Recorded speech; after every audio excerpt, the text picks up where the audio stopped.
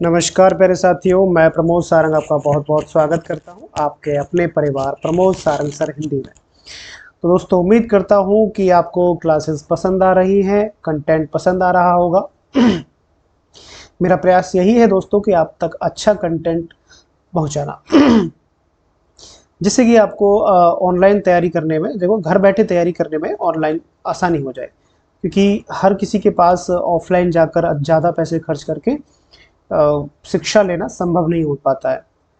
बहुत सारे आप में से बहुत सारे विद्यार्थियों की कमेंट जो है आती थी हमसे पहले कि सर कुछ ऑनलाइन पढ़ाना शुरू कीजिए जिससे कि हमारी तैयारी बनी रहे। ठीक है, तो दोस्तों उसी को ध्यान में रखते हुए आगे बढ़ते हैं। और जो पिछले दो भाग थे काव्य शास्त्र के, आपको बहुत पसंद आए होंगे। ठीक है, चलिए आगे बढ़ते हैं इसमें, उसी से आगे बढ़ते हैं कवियों के परिचय में। ठीक है, जो काव्य शास्त्रीय कवि थे। ठीक है, तो इसमें जो अगले आते हैं दोस्तों, वो आएंगे इसमें धनंजय। ठीक है, धनंजय जो है इसमें 10 रूपक इनकी रचना है। देखो धनंजय को हम पढ़ते हैं दोस्तों यहाँ से। धनंजय हैं अगले कवि जो काव्य शास्त्रीय आचार्य हैं। ठीक है, एक बार मुझे सूचित करेंगे कि आवाज़ ठीक से आ रही है। अगले कवि, ठीक है, चलिए। तो इसमें धनंजय धारा नरेश मुंजराज के सभा पंडित थे तथा उनका समय 10वीं शताब्दी का उत्तरार्ध माना गया है। और धनंजय ध्वनि विरोधी आचार्य थे। दोस्तों ये ध्यान से समझना, ध्वनि विरोधी आचार्य, ये बहुत खास प्रश्न है दोस्तों। क्या दोस्तों? ध्वनि विरोधी आचार्य, ध्यान रखना, ये बहुत महत्वपूर्ण बिंदु है कि ध्वनि विरोधी आचार्य इनमें से कौन है या धनंजय किस प्रकार के आचार्य? तो ध्वनि विरोधी। इनके ग्रंथ का नाम है 10 रूपक। ठीक है, देखो ध्वनि विरोधी का मतलब है ध्वनि संप्रदाय के विरोध में इन्होंने अपना मत प्रस्तुत किया था। 10 रूपक नामक ग्रंथ की रचना की। धनंजय कृत 10 रूपक में 4 प्रकाश, 4 प्रकाश मतलब 4 अध्याय। क्या दोस्तों? 4 अध्याय। ठीक है, तथा लगभग 300 कारिकाएं, वही जो कारिकाएं होती है जो सूत्र की व्याख्या होती है। ठीक है, धनंजय के भ्राता यानी कि धनिक, भ्राता का मतलब होता है दोस्तों भाई, तो इनका जो पूरा नाम है ना धनंजय धनिक नाम से बोलते हैं। धनंजय को हम धनंजय धनिक नाम से जानते हैं क्योंकि इनकी ये 2 भाई थे, धनंजय और धनिक, ये 2 भाई थे, ध्यान रखेंगे। धनंजय और धनिक 2 भाई थे, ने 10 रूपक की टीका लिखी थी। क्या लिखी थी? 10 रूपक की टीका अवलोक नाम से। किस नाम से? धनंजय ने लिखी थी 10 रूपक ग्रंथ, जो काव्य शास्त्र ग्रंथ है।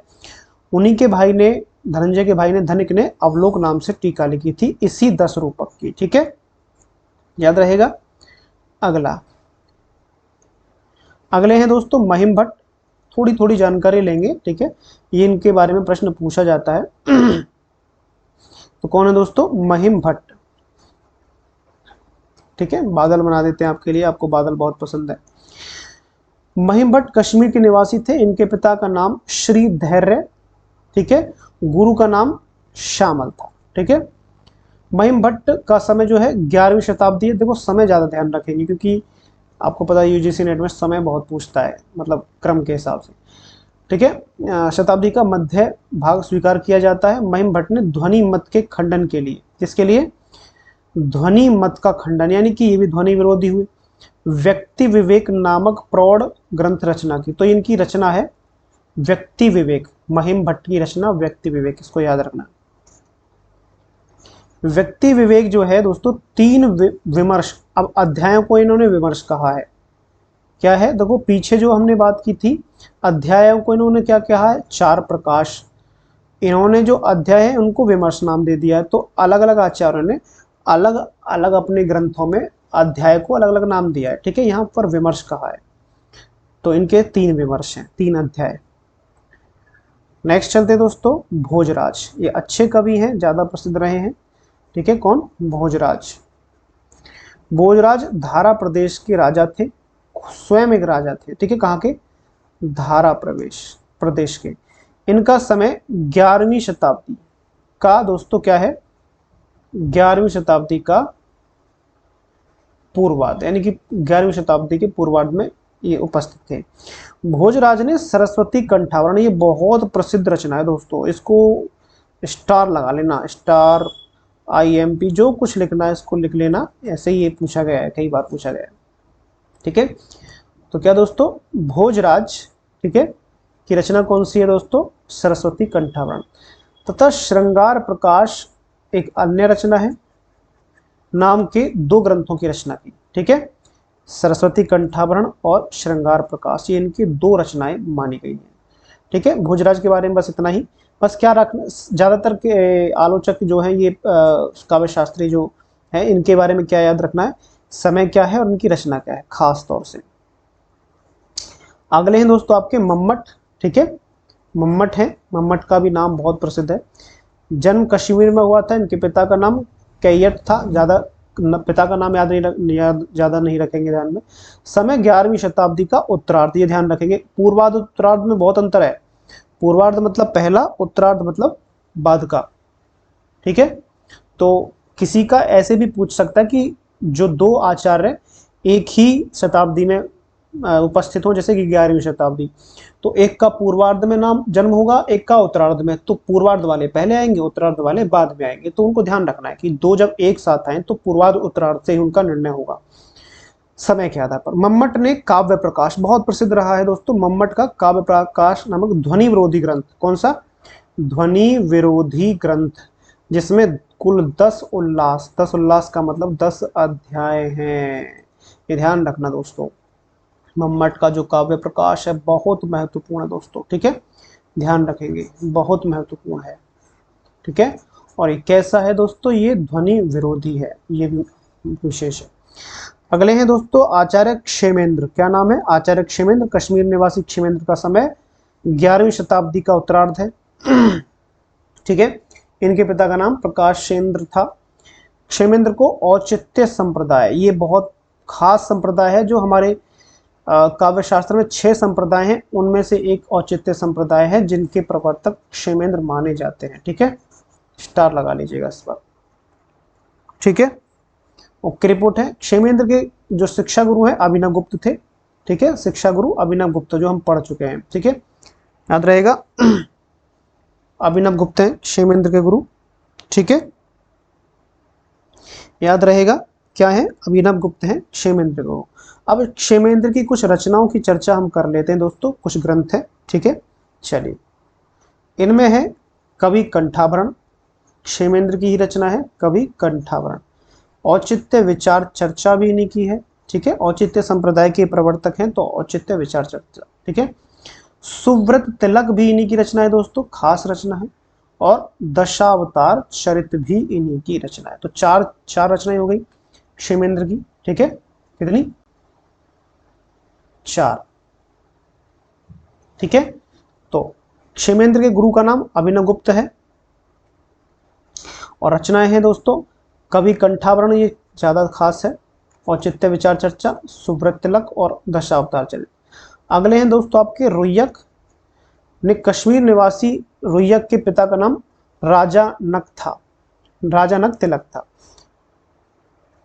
अब राजानक तिलक उद्भट के ग्रंथ पर उद्भट विवेक नामक टीका लिखी थी। उद्भट हम पहले पढ़ चुके हैं ना पिछली क्लास में। तो राजानक तिलक यानी कि रुय्यक के पिता ने उद्भट का जो ग्रंथ था उस पर उद्भट विवेक नाम की टीका लिखी थी। तो पूछा जाएगा कि उद्भट के ग्रंथ पर, ठीक है, उद्भट विवेक नाम से टीका किसने लिखी थी, तो रुय्यक के पिता राजानक तिलक ने। ठीक है, अब रुय्यक का समय कब है दोस्तों, 12वीं शताब्दी का पूर्वार्ध था। वे महाकवि मंखक के काव्य गुरु थे। कौन, रुय्यक। तो समझिएगा जरा। ठीक है, तो राजानक तिलक के बेटे के नाम था रुय्यक, रुय्यक के शिष्य का नाम है महाकवि मंखक।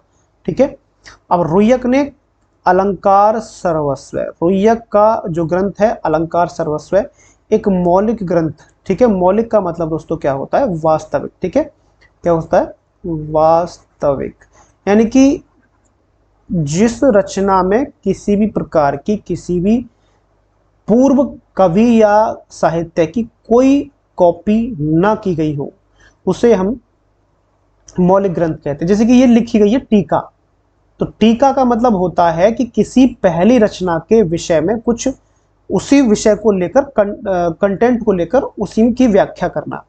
जैसे कि रामचरितमानस की पूरे हिंदी साहित्य में सबसे ज्यादा टीकाएं लिखी गई हैं, मतलब रामचरितमानस के कंटेंट को लेकर ही जो लोग कॉपी पेस्ट लगभग ऐसे ही मानकर चलते हैं, कॉपी पेस्ट कर देते हैं। उसके बाद दूसरे नंबर पर जो सबसे ज्यादा टीका लिखी गई है वो बिहारी सतसई की लिखी गई है। तो वो टीका हो गई ना, मतलब उनका ओरिजिनल कुछ नहीं हुआ, तो वो टीका हुई। लेकिन मौलिक ग्रंथ का मतलब है जो मूल ग्रंथ है, उससे पहले इसके बारे में कभी कोई चर्चा नहीं हुई हो, वो मौलिक ग्रंथ कहलाता है। ठीक है, चलिए आगे बढ़ते हैं नंबर 16 पर, शोभाकार मित्र।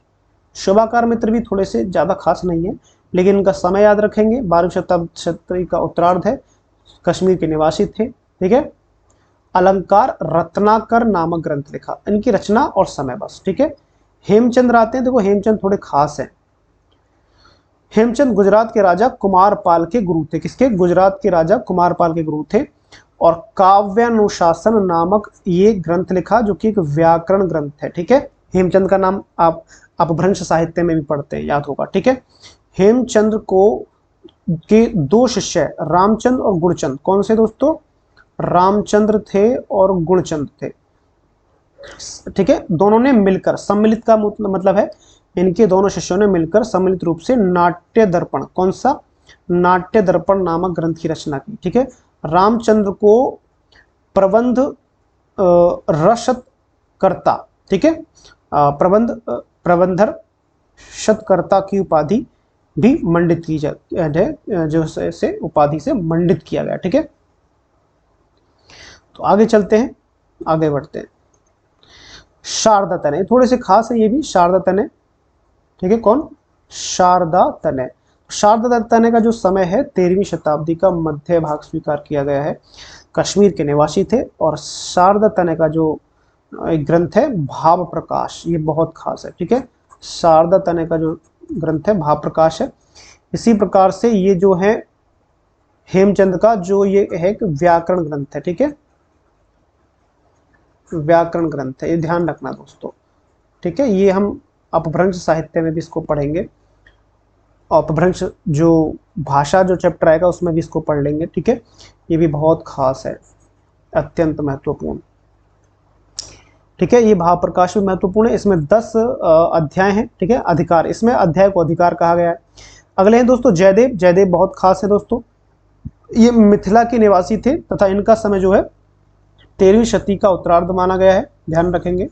ठीक है, जयदेव साहित्य के क्षेत्र में पीयूष वर्ष तथा न्याय के क्षेत्र में पक्षधर की उपाधि से प्रख्यात थे। दोस्तों पीयूष वर्ष मतलब, पीयूष का मतलब होता है एक तरीके से अमृत वर्षा, साहित्य के क्षेत्र में हम कह सकते हैं, और न्याय के क्षेत्र में पक्षधर उपाधि से विख्यात थे।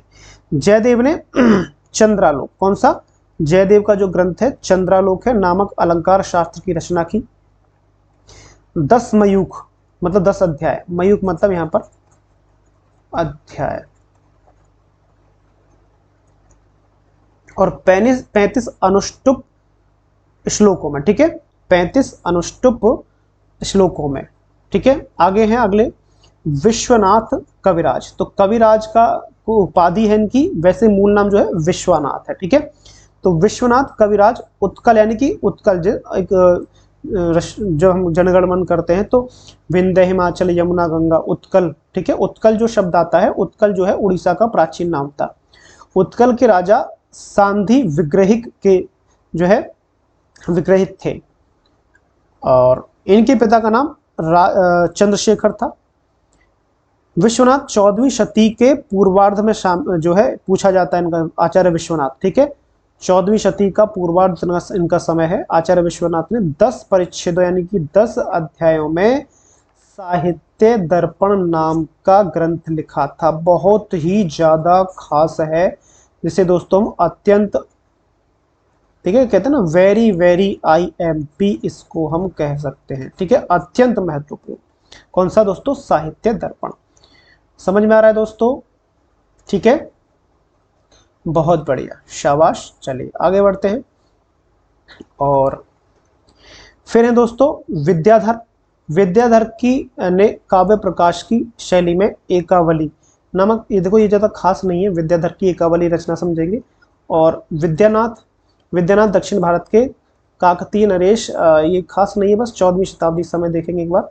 और रचना प्रताप रुद्र यशोभूषण, ये थोड़ी सी खास रचना है। तो विद्यानाथ की रचना का नाम क्या है? प्रताप रुद्र यशोभूषण। और विद्याधर की रचना का नाम एकावली। बस इतना याद रखेंगे, इसमें ज्यादा खास नहीं पड़ेंगे, ठीक है। अप्पय दीक्षित दोस्तों यहाँ पर खास है, बस लास्ट होने वाला है इन आचार्यों का। अप्पय दीक्षित यहाँ पर खास है। अप्पय दीक्षित दक्षिण भारत के प्रसिद्ध शैव दार्शनिक थे। शैव दार्शनिक मतलब शैव जो होते हैं दोस्तों, तो शिव जी की आराधना करने वाले होते हैं, उनको शैव कहते हैं। विष्णु जी या विष्णु जी के अवतार की आराधना करने वालों को वैष्णव कहते हैं। और माँ शक्ति मतलब माँ दुर्गा की आराधना करने वालों को शाक्त कहते हैं, ठीक है। तो इनका समय जो है 16वीं शताब्दी का अंतिम चरण माना जाता है अप्पय दीक्षित का। ये पूछता है दोस्तों, ये खास है, ठीक है, IMP कर लेंगे।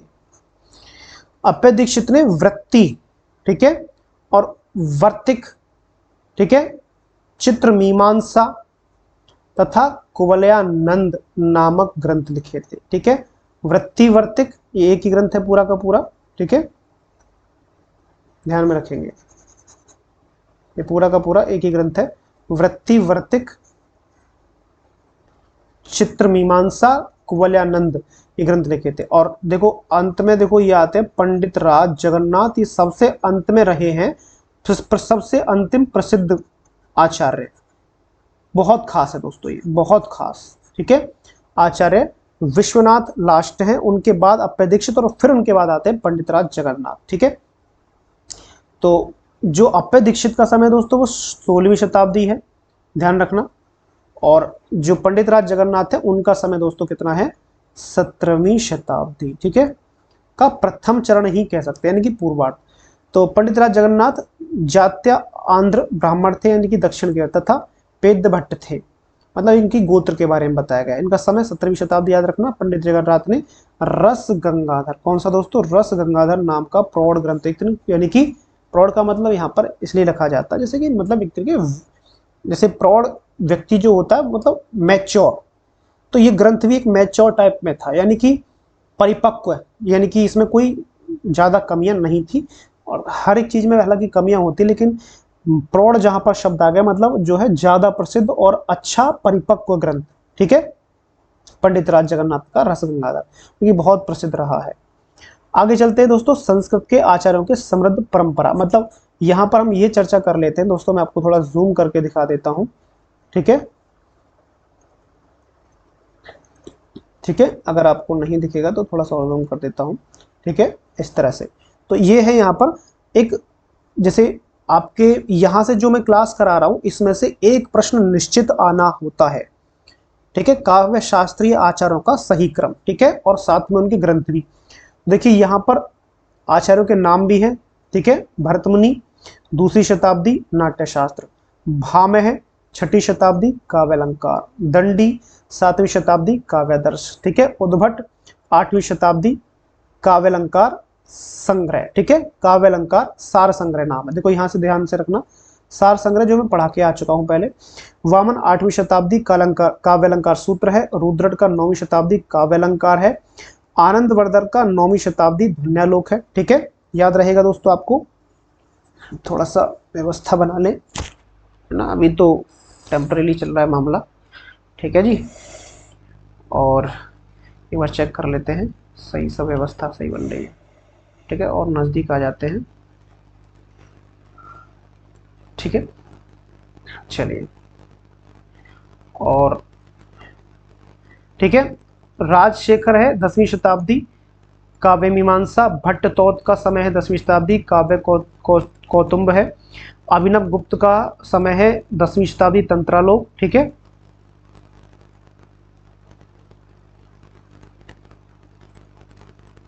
और आगे बढ़ते हैं दोस्तों, यही है यहीं तक। और इसमें आगे है दोस्तों धनंजय का समय 10वीं शताब्दी 10 रूपक ग्रंथ है। महिम भट्ट का समय है 11वीं शताब्दी व्यक्ति विवेक। देखो ये जो मैं बता रहा हूँ ना आपको, ये बहुत खास है दोस्तों, ठीक है। यहाँ से एक प्रश्न क्रम से जरूर पूछता है, आज की क्लास से एक प्रश्न यूजीसी नेट में अवश्य आता है, ठीक है। ये एक आप जो है इसको थोड़ा सा ना ध्यान से देखेंगे। भोजराज का समय 11वीं शताब्दी सरस्वती कंठाभरण श्रृंगार प्रकाश। क्षेमेंद्र का समय 11वीं शताब्दी कवि कंठाभरण है। रचना मम्मट का समय 11वीं शताब्दी काव्य प्रकाश। रुइयक का 12वीं शताब्दी अलंकार सर्वस्व। शोभाकार मित्र 12वीं शताब्दी अलंकार रत्नाकर। वाघभट्ट प्रथम जो है प्रथम है 12वीं शती, ठीक है, वाघभट्टालंकार। हेमचंद्र का समय 12वीं शताब्दी काव्य अनुशासन। रामचंद्र गुणचंद्र का समय 12वीं शताब्दी नाट्य दर्पण, अभी हमने इनकी चर्चा की थी। शारदा तनय है 13वीं शताब्दी भावप्रकाश। जयदेव हैं 13वीं शताब्दी चंद्रालोक। विश्वनाथ हैं 14वीं शताब्दी साहित्य दर्पण, ठीक है। इनको एक बार क्रम में अपनी लिस्ट बनाकर, जो ये मैं आपको दिखा रहा हूँ, इनकी लिस्ट बनाकर अपने जो महिलाएं हैं, माताएं बहनें हैं, वो अपने किचन में चिपका लेंगी, शीशा सिंगारदानी के पास चिपका लेंगी, ठीक है। और जैसे कि जहां भी आपका ज़्यादा नज़र पड़ती हो, बहुत अच्छा तरीका है इसे पढ़ने का, जितनी बार नज़र जाएगी आप उतनी ज़्यादा बार इसको समझ पाएंगे, याद रहेगा। विद्याधर एकावली, ठीक है, ये विद्यानाथ छोड़ दीजिए। भानुदत्त 14वीं शताब्दी रसमंजरी रसतरंगिणी, ये बहुत पूछता है। रूप गोस्वामी 16वीं शताब्दी उज्ज्वल नीलमणि। शेखर केशव मिश्र हैं, ये ज़्यादा प्रसिद्ध नहीं है। प्रताप रुद्र यशोभूषण मैंने बताया भी थोड़ा। अप्पय दीक्षित 16वीं शताब्दी वृत्तिवर्तिक, अभी पढ़ा है। पंडित राज जगन्नाथ 17वीं शताब्दी रसगंगाधर। विश्वेश्वर पंडित 18वीं शताब्दी अलंकार कौस्तुभ, थोड़ा ये लास्ट है, ठीक है, ये ज़्यादा खास नहीं थे। पंडित राज जगन्नाथ ही सबसे ज़्यादा इसमें खास है। समझ में आ रहा है दोस्तों? चलिए बहुत बढ़िया, आगे बढ़ते हैं। अब है दोस्तों क्षेमेंद्र के प्रमुख ग्रंथ। तो देखो क्षेमेंद्र को हम पहले भी पढ़ चुके हैं, लेकिन अन्य ग्रंथों की बात करें तो कवि कंठाभरण भी है, सुव्रतलक है, ये शायद पढ़ लिया हमने, औचित्य विचार चर्चा भी, और दशावतार चरित्र है। अप्पय दीक्षित के वर्ती है, वर्तिका है, देखो वृत्तिवर्तिक ग्रंथ है। चित्र मीमांसा है और कुवलयानंद है, ये पढ़ लिया है हमने, कोई नहीं। अन्य काव्य शास्त्रीय ग्रंथ, तो अन्य काव्य शास्त्रीय ग्रंथ कौन कौन से हो सकते हैं दोस्तों? यहाँ पर वक्रोक्ति जीवितम कुंतक का है। दश रूपक जो है अवलोक धनिक का है। नाट्य देखो ये वही है, धनंजय के मित्र नहीं भ्राता धनिक का 10 रूपक जो है धनंजय की रचना है, और 10 रूपक अवलोक धनिक की ही रचना है, मतलब टीका लिखी है। नाट्य दर्पण रामचंद्र गुणचंद्र, दोनों अभी हमने चर्चा की थी। काव्य कौतुभ है भट्टतौत। काव्य मीमांसा राजशेखर। कल्लड़ की जो है राज तरंगिणी रचना है, देखो ये उल्टा लिखा हुआ है, कल्लड़ कवि हैं, ठीक है, और ये रचना है, ठीक है। संगीत रत्नाकर शारद जो है शारद देव की है, ये रचना है इधर, ठीक है। रसार्णव सुधाकर सिंह भूपाल की है, और एक खास नहीं ज़्यादा। रस प्रदीपकार प्रभाकर। रसमंजरी देखो ये खास है, रसमंजरी रस तरंगिणी भानुदत्त की रचना है, एकावली छोड़िए। अलंकार शेखर केशव मित्र, अलंकार शेखर ही केशव मित्र की 2 बार हो गए। अप्पय दीक्षित की रचना दोस्तों कुवलयानंद वृत्तिवर्तिक चित्र मीमांसा, ये पहले आ चुका है। अब देखिए जो हिंदी काव्य शास्त्र, देखो ये तो थी अब तक संस्कृत में, कहा दोस्तों ये थी सब कहां पर, संस्कृत की रचनाएं थी, ठीक है, याद रखेंगे संस्कृत की रचनाएं,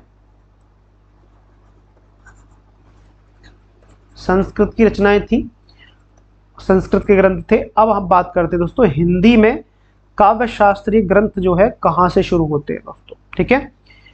सूरदास का साहित्य लहरी, क्योंकि सूरदास की 3 रचनाएं, सूरसारावली, सूरसागर और साहित्य लहरी, तो साहित्य लहरी जो है इसमें काव्य शास्त्रीय रचना है। नायिका भेद निरूपण की कुछ चर्चाएं दी गई हैं, और ये जो लिखी गई थी ये इन जो है नंददास को शिक्षा, नायिका भेद की शिक्षा देने के लिए लिखी गई थी।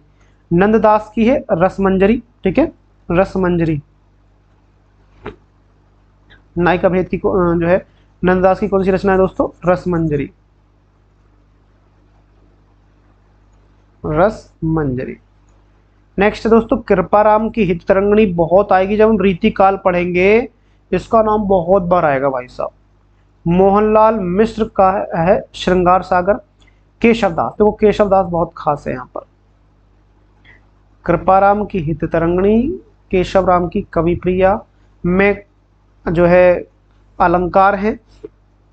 रसिक प्रिया में रस से संबंधित वर्णन है, और छंदमाला में छंद से संबंधित जो है वर्णन है केशवदास, ये केशवदास रीतिकाल के। चिंतामणि ये रीतिकाल के। काव्य विवेक, रस विलास, कवि कल्पद्रुम है, कवि कल्पतरु है, श्रृंगार मंजरी है। मतिराम की रचना दोस्तों रसराज, ललित राम, अलंकार पंचाशिका, वृत्त कौमुदी या छंदसार और सत्सई। कुलपति की रस रहस्य है, ठीक है। भिखारी दास बहुत प्रसिद्ध रहे हैं दोस्तों अपने समय में। रस सारांश है, छंदार्णव पिंगल है। जहाँ भी पिंगल नाम आए समझने छंद को पिंगल कहा जाता है, क्योंकि छंद जो संप्रदाय था या छंद के प्रवर्तक कौन माने जाते, पिंगलाचार्य, पिंगल नाम के आचार्य थे जिन्होंने छंद का प्रवर्तन किया, तो इसलिए छंद का एक नाम पिंगल भी है। तो जहां पर पिंगल शब्द आए समझिए छंद से जुड़ा हुआ ग्रंथ है। काव्य निर्णय है, श्रृंगार निर्णय, काव्य निर्णय, श्रृंगार निर्णय, छंदार्णव पिंगल और रस सारांश, ठीक है। आ रही बात समझ में दोस्तों? बहुत बढ़िया, चलते हैं आगे। सोमनाथ का है, सोमनाथ रस पीयूष निधि, ध्यान रखना। श्रृंगार विलास है, सुजान विलास है, और माधव विनोद है। देव कवि बहुत प्रसिद्ध है रीति काल में, ठीक है। शब्द रसायन इनका, काव्य रसायन इनका बहुत प्रसिद्ध है। भाव विलास, अष्टयाम।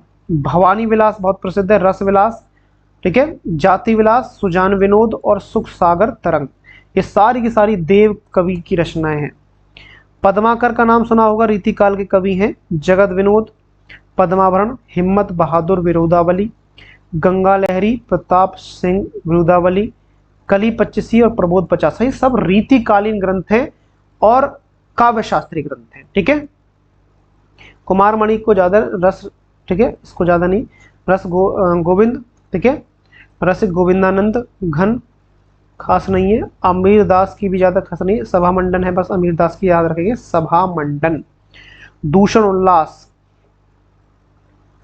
और रसलीन की है रस प्रबोध, अंग दर्पण, अंग दर्पण रसलीन की बहुत प्रसिद्ध रचना है दोस्तों, नक्षत्र वर्णन से संबंधित है खास तौर से।